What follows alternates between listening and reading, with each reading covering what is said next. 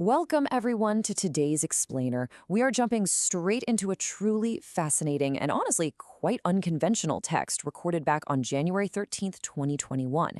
Today, we're going to impartially unpack the highly unique claims about geopolitics, theology, and human consciousness found in Ryuho Okawa's book, Zoroaster, How to Fight the Dark God of the Universe.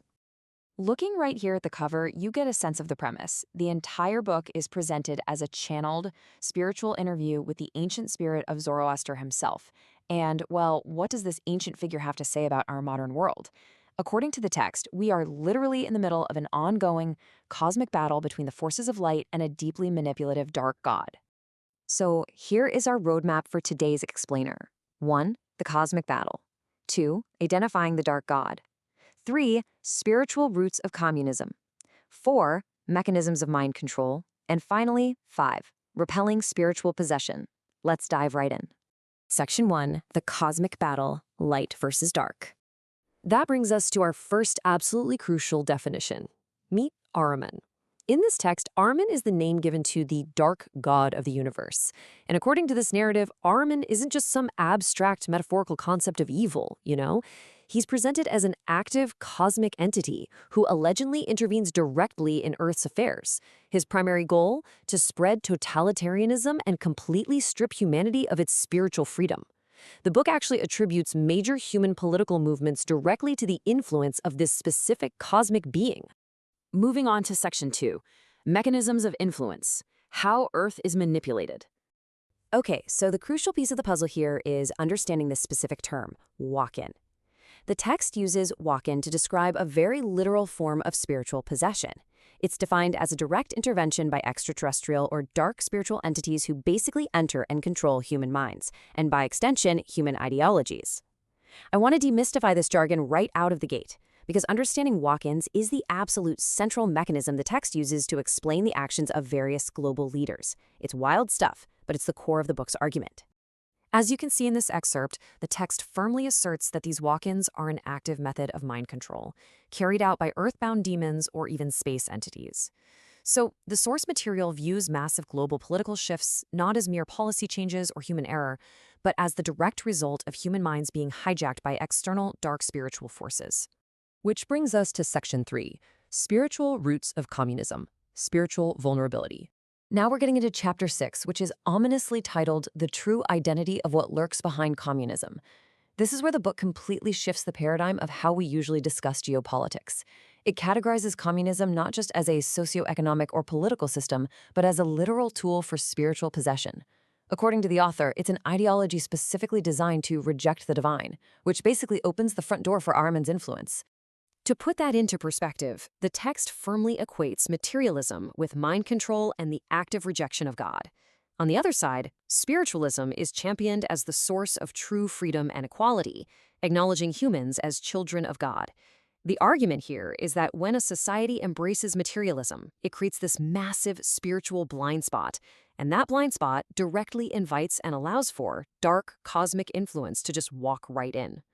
When you apply this framework to history, it yields highly unconventional interpretation. Take historical figures like Lenin and Stalin. They aren't just viewed as dictators here. The text claims they are literal heroes to these dark extraterrestrial spiritual forces. Similarly, modern elite societies, which the book sees as entirely driven by materialism, are considered highly susceptible to being controlled by these exact same forces today. And we're not exaggerating this point. The text explicitly states that figures like Lenin and Stalin were remarkably successful in destroying spiritual structures, which is exactly why the dark forces revere them as heroes. We are impartially reporting exactly what is on the page here, and it is undeniably a dramatic reimagining of history. All right, Section 4, Mechanisms of Mind Control, Spreading the Ideology. So, how does this spread? Well, the text makes the incredibly bold claim that education at the world's most elite global universities essentially equates to brainwashing. The author specifically calls out top-tier institutions, mentioning places like Tokyo University or Tsinghua University in China as epicenters for materialistic indoctrination. The argument is that by intensely focusing only on the material world and hyper-competitiveness, these schools completely shut down a person's spiritual senses. In fact, the author pulls no punches. Quote, "It's brainwashing. Even if they take a competitive exam and get a good score, what they are doing is crazy. The book asserts that strict adherence to modern educational paradigms, which are heavily materialistic, isn't a sign of intelligence at all. Rather, it's a symptom of profound spiritual manipulation. Let's move to our final section, Section 5, Repelling Spiritual Possession, Fighting Back.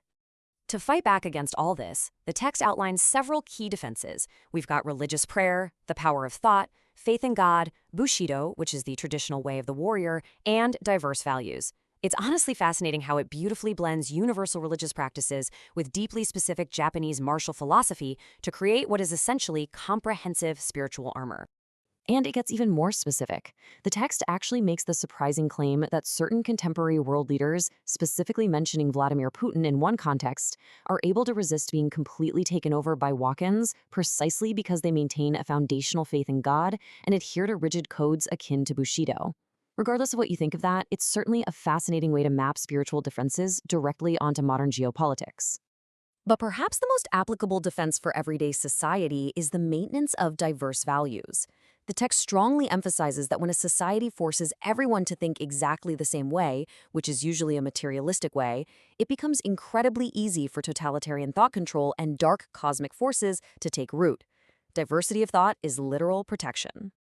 Ultimately, the core takeaway from this incredibly complex source material is this: active spiritual practice, unwavering faith, and, crucially, the active protection of diverse thought act as a literal, functional shield against cosmic dark forces. For the author, it's not just about politics. It's about actively fortifying your own mind. Which leaves us with this final provocative question. Does framing political ideology not just as a debate over policy, but as a literal, cosmic, spiritual battle change how we view the power of diverse values? Regardless of your personal beliefs, this text absolutely challenges us to see the preservation of spiritual freedom and diverse thought as the ultimate defense mechanism for humanity. Thank you so much for joining me for this explainer, and as always, keep questioning the world around you.